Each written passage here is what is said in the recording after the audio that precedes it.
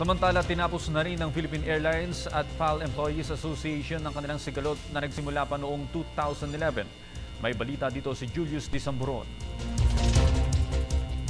Matapos ang 2 taon, natapos na din ang kaguluhan sa pagitan ng Philippine Airlines at ng Philippine Airlines Employees Association o PALEA. Sa isang pribadong seremonya nitong Huwebes, nagkaayos na ang mga opisyal ng PAL at PALEA. Dahil sa kanilang pinirmahang agreement, sisimulan na ng airline company ang pagpoproseso ng aplikasyon at magpapabalik ng ilang PALEA members at siniguro nilang dadaan ito sa isang patas na proseso. Pangunahin sa kanila na pagkaisahan ang maayos at magandang samahan ng kumpanya at empleyado dahil ito ay isa sa magiging daan para lalo pang mapaganda ang serbisyo nito at ang kilikin ng bawat isa. Inaasahan ngayong araw sa isang pagtitipong gagawin sa Ninoy International Airport Terminal 2, formal na magkakasundo ang PAL at PALEA.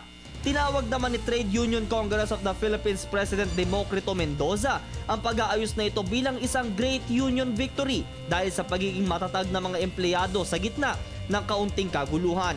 Saludo din naman siya sa magkabilang panig dahil sa paggamit ng maayos na resulta.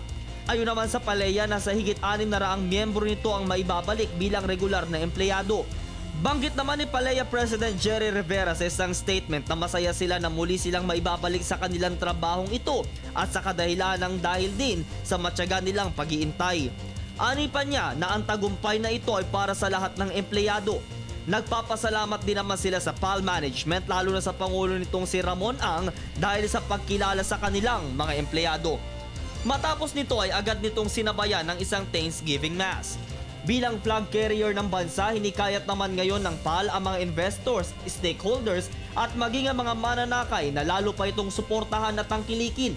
Ito ay dahil na din sa malawak na serbisyong hatid na saan mang panig ng mundo ay abot na ang biyahe nito.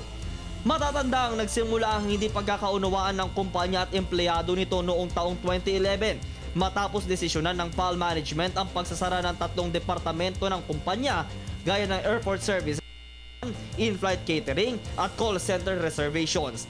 Kaya't magre-resulta ito sa higit 2,600 empleyadong nawalan ng trabaho. Para sa Telebisyon ng Bayan, ako si Julius Disamburon.